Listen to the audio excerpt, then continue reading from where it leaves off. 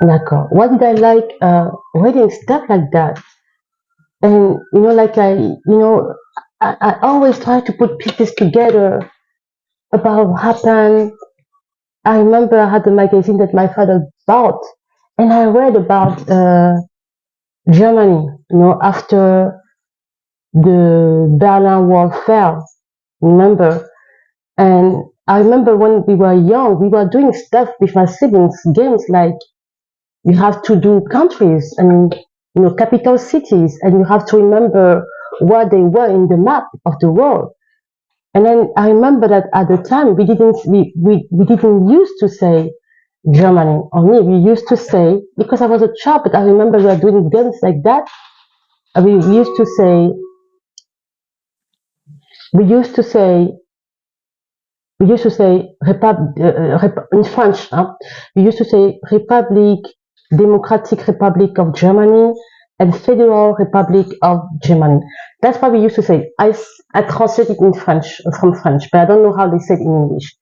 And we used to say that, but it has to do with the result of the war, right?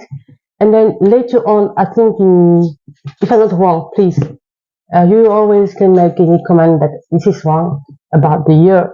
I always remember that in 1989, 89, something like that, the Berlin Wall fell. It fell because people were on the wall. They started breaking the wall because they had enough of the wall. So I was young. I mean, seeing the picture or the video because it was a very well-known event in the world because it marked, I think, the end, if I'm not wrong, the end of the Cold War. And that was very much interesting because at the time, there was a well-known singer in my country who was singing a song. Uh, the title was La Détente. And La Détente, it was like a release of tension between the two main powers who were that were in war. We knew that it was Russia, the Soviet Union, sorry, versus um, America. But it wasn't direct war, but it was like, you know, like they say they do stuff, but indirectly. Okay, so I remember he was singing that song about that they thought that the world's gonna be changing. I mean, stuff like that. And I was curious because when I was when the high school later, I was curious to know what happened to Germany after that part of the wall fell because things happened, things changed completely. Okay, so that's when um, I realized I learned that yeah, it was difficult to actually combine the two parts of Germany or the three because yeah, I think there are three or two because they were separated.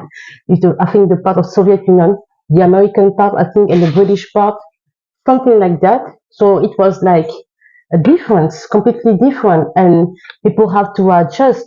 And I think I remember I read something like the war was called Iron Curtain, Iron Curtain, or the Wall of Shame, something like that. And people from the side of the Soviet Union was trying to always escape to go to the other side, if I'm not wrong, because the part of the Soviet Union was not happy. I think it's almost like I feel like it almost like the situation of North Korea versus South Korea. People trying to escape and think to go to the North South Korea and such. But what was really interesting is like later on, no, I I found article because as you read about the story of a woman, a lady that really I thought compelling and interesting story about her life. She was the daughter of, or she is, I think she's still alive, of a well-known African leader in Central Africa, to the country next to us, okay, Guinea Equatorial. At the time, her father was a dictator, a well-known dictator at the time, and he was. It was interesting because her name is Monica Macias. Monica Macias Nguema, I think, Monica Macias. She is the daughter of the former president of Guinea Equatorial, who was known to be a bloody dictator, pretty much. And um, and what can I say? I will tell you a little story about that later on. But her story is very interesting in the sense that when I read it, I fell into this article about her because she has a book. She published a book about her story, her life. Um, she was sent to North Korea. I think there was something very. I think there he was. Her father was Francisco Macias Nguema. You have maybe you know the name, but he was known for what he was doing in Equatorial, and he was overthrown by his nephew, who is now the president, Teodoro Nguema, Teodoro Obiang Nguema. Okay, he is the cousin of the lady Monica Macias, and according to what I read in her interview, it's like she's not really close to get back to Guinea Equatorial because I don't know if they understand each other. I don't know if they are close, but this is her direct cousin, the president. And I think when they tried to go back to Guinea Equatorial after the father was overthrown, it wasn't a good back. So she was raised in North Korea. You know, the father of Kim Jong Un, I think Kim Song, the father, okay, of the the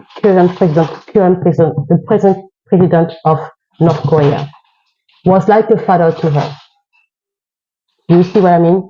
Because yeah, you have to understand the context. She wasn't.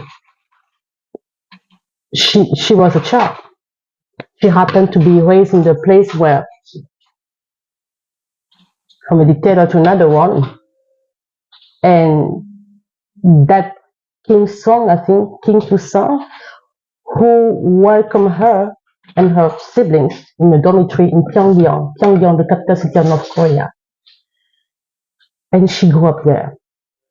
So you see how it's quite difficult because you have a lady who cannot say bad thing about the North Korean regime because she feel like it's home for her. She's been protected. She's been saved there. Okay, she's been protected because when the father was overthrown in Guinea Equatorial, many things happened. Maybe revenge and stuff like that. So she was safe there in North Korea.